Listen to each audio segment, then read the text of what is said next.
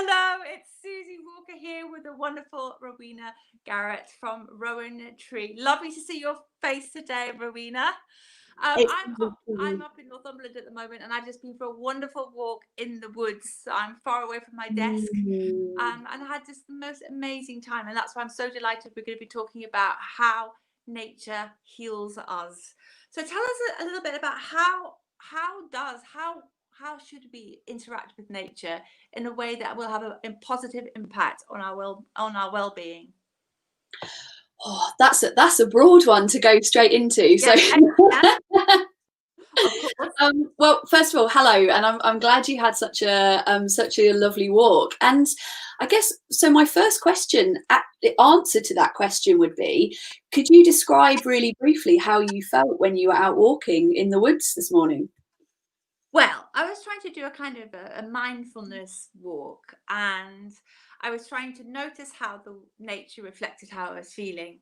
So when I was walking in the woods, the river was massively, drowning out. All the banks were like literally busted, and I was like, almost that's how it feels for me. In a, uh, it feels life feels a little bit overwhelming at the moment, but at the same time, really bountiful and abundant at the same time. So I was kind of trying to use nature to kind of signpost to me how I was feeling. Um, Mm. I do a thing called street wisdom, which is very urban, where you go and do the streets and you kind of notice and you look for signs and things like that. So I really, really love that. So for you, how can I use nature more to kind of make me feel better about my life? Yeah. Well, thank you for sharing that. I wanted to ask because I think even a short time in nature on a regular basis has a profound effect on our well-being, and that's one of the reasons why I build it into the facilitation, the coaching work that I do. So there's lots of different elements that we could look at here. We can start by thinking about nature as a space that is, as you say, less bombarding of our attention, of our minds that haven't actually evolved for the pace and the volume of information and interaction that we experience on a day-to-day basis in our modern life. And Kaplan started talking about this decades ago. It's called attention restoration therapy. So, being in nature as an opportunity for restoration, and for supporting us when we're experiencing fatigue, when we are, particularly mental fatigue. And there are so many elements within this. One little example would be what they call soft fascination. So when we talk about that bombarding, can you hear me okay, by the way? Great, Can I check? great. Brilliant. So we talked about that high volume and the nature of a lot of the interactions that we have now. When we're out in nature, so much softer, so much easier. It will hold our interest, our fascination. A really good example of this would be a sunset, for example, or a beautiful view. Yeah, our attention's held, our mind is slowing, and we're not thinking about all those million things that might be going round and round. And yet it's a soft fascination. It's that, it's more gentle, it's more in tune with the way that we have evolved. And I imagine that's partly what you experienced this morning, amongst lots of other things. Yeah, so Yeah. pace then is part of it as well. Yeah, so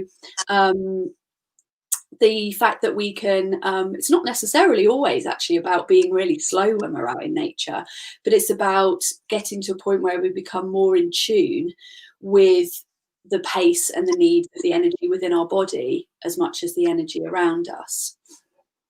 Shall I speak to that a little bit? Oh, absolutely. I mean, you talk about nature not being a luxury, and it's something to connect with.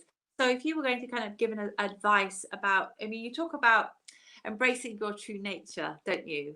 And I mean, I love that idea. Tell us a little bit more about that true nature and how can we use nature in our everyday lives, literally to check in with ourselves. And what do we do if we live in a city as well? Two questions in one.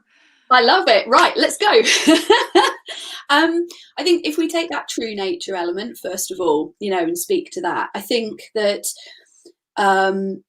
I mean, there's so much within that. If we start with the idea that, we know that we're all products of our socialization, of our upbringing, of our cultural influences, of our socialization. And a lot of us have lost touch with partly kind of our instinct, our gut instinct. And some of us, in fact, perhaps are hearing it, but not necessarily listening to it. So part of the work that I do is about that connection with self. And I'll talk in a minute to how being within the natural space really supports within that. But connection to ourselves, and to thinking about, we live in a world that really does, apart from anything else, put our intellectual, our mental capacities on a higher level than our physical and our spiritual needs and intelligences. And I think part of the work I do, and part of what I think we all benefit from, is bringing those all onto a par, and really honouring and understanding and connecting with those needs. So that embodied work, and that is part of being in connection and really listening to ourselves. And then the next step, trusting and having the confidence, and I know this is a lot of what is done within psychology, is to put that into action. Yeah. Sure. I mean, I think that's a really good point that you're saying is when you're kind of getting into that tune of knowing, I think it's kind of getting to know that kind of deep wisdom within, and learning to trust that, your instincts around that. So how is there a kind of a practical exercise we can do to sort of, I know with, for example, when we're doing urban street wisdom, what we do is we kind of tune in first of all before we go on the walk, and then you're looking for signs. What's the equivalent of if we were going to go for a walk in nature or walk in the park, or how do we kind of allow ourselves to tune in to that true nature, so we can tune in to nature, so we can start getting in touch with that wisdom? Yeah. Do you know, I think the step before, even before we go out the door, is giving ourselves permission to have that space and that time that is just for this, and understanding that there doesn't necessarily have to be lots of action or goals or anything, within it, and really recognizing the importance of that, and knowing that what will be and we will experience within it will just happen. But when we step into it, I would say, think about the landscape you're going into, first of all, if you're fortunate enough to be able to do that. And I will speak to like being in a city. But, if you've got the luxury of being able to decide between, say, a park, or even within a park, do you want to be in an open space? Yeah. So really kind of just feel a little bit into what's feeling good that day. And that's part of it, is kind of connected to, what do I need right now? Yeah. Do I want to be in the big open space element of the park? Do I want to be near the sort of bushes, in a kind of more cocooned way? Do I want to be stood? And if you haven't done this, and a few people on my course that I'm running at the moment feel a bit weird doing it, but then love it, just go and stand with your back against a tree. That would be my absolute number one. Yeah. Stand with your back against the tree. Feel that solidity, that groundedness. And if ever we needed that, aren't we in that kind of time at the moment? Feel that, and just take some time. Close your eyes if you're happy to. Connect with your breath, another really, really important element. Just let that slow. Breathe into your belly. Imagine you're breathing as though you're asleep. Yeah. Breathe down into your belly, let that relax, and feel what comes. Feel through your different senses is then a really nice thing to do when you're there. So we are very visual animals, human beings, but connecting with, so maybe even leave that to last. So connecting with what you can hear around you, what you can feel, and it might be the texture of something on your fingers, or it might be the breeze on your skin. What can you smell? And through to what you can taste. If you feel safe doing it, maybe try something. Be really careful with foraging, but there's loads of ways to find out. Or even just connecting with whatever the taste is in your mouth. Yeah. And then what can you see? So that as a starting point, if you can take your shoes off and feel that ground there, even better. Yeah. Sort of connecting there, thinking about your balance. So, really kind of planting your feet and feeling that solidity. I think the metaphor of the tree and what we can take from that at the moment is really powerful for us, you know, and connecting with that regularly. If we think about a nice, a strong trunk and really grounded roots, which is what we're all sort of in need of really planting at the moment. Yeah. And also with everything that's going on, what that enables is branches to sway. Yeah, is branches to move, that flexibility that we're all needing, even more so at the moment. So that would be one thing to do. I can speak to a couple more really quickly if you like. Well, it's just, I think, making it very practical for people around, you know, very difficult year. And, you know, you may be coming to an opportunity now for us all to slow down at Christmas and to take some walks, to get out in nature. We may be seeing relatives outside, and to be able to use nature to connect with ourselves. I think a brilliant way of feeling better, isn't it? I think we all kind of know, and there's been so much research about that nature makes us feel better. So if you can give us some more tools to do that, that would be fantastic. Yeah, absolutely. So you're right, you know, we do know it, and we know it in our DNA, we know it inherently, and there is now so much research. We know that you know, it calms our nervous systems, our parasympathetic nervous system, our restoration system. What we're experiencing at the moment is you know, so much of our sympathetic nervous system, our fight, flight, freeze, fall, you know, is just on at the moment. So absolutely, being in nature can really help to bring us into that parasympathetic. So a couple of other examples would be, even if you can't go outside at lunchtime, open a window if you can and look up at the clouds. Watch the clouds go by. Yeah. There's a really, I only learnt this recently and I wrote it down in case I forgot it. It's called Heraclitean motion. And that is in nature, isn't it wonderful? It's in nature, things that are moving but also staying the same, and it's phenomenally calming for us.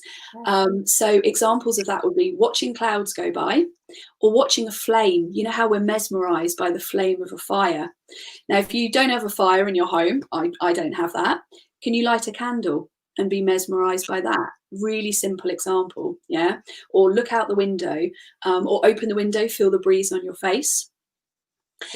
If you can step out at lunchtime, you know, particularly at the moment when we've got such short days and we need to get a bit of sunshine, you know, can you go and have just 20 minutes or even 10, all right, of your lunchtime outside? And if you can't, I used to be a full-time teacher, I never got a lunch break. You know, if you can't do that in the day, can you definitely make sure that in your weekends you are stepping outside? Yeah, wonderful. I mean, I love that. I love the idea of cloud watching. I love the idea of just, I mean, lighting a candle. And these are great ways, again, of just connecting with the elements, isn't it? Which is really good. Now tell us a little bit. I know we have to go now, but tell us a little bit about the program that you're running. Thank you. Yeah, so the program is called Walking Through Winter. We're running from November all the way through to March. We've got an amazing group of women. We're going through and we're thinking about really working with seasonal energy.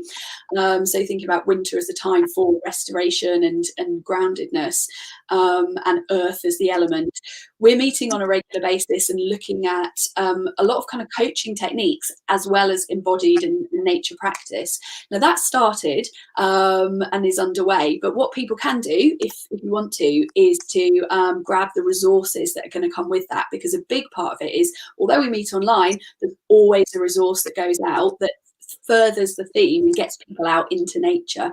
So I believe you've got the link and people can grab that. You get a fortnightly resource that will get you out and take you all the way through to the spring equinox in March. Yes, so I would get everyone to go to your website, and you can see everything that Rowena is doing at the Rowan Tree there. Thank you so much for joining us today. I am really inspired by what you're saying. I mean, it's a bit grey today, but I love the cloud watching idea. And you know what? You just need warm leggings. Yeah. It's wonderful. It's really, really wonderful. So thank you so much for joining us today, Rowena. And I will speak to you very soon. And you can see all of Rowena's work at the website. I think it's above the screen. Lots of love, and I'll speak to you soon. Bye.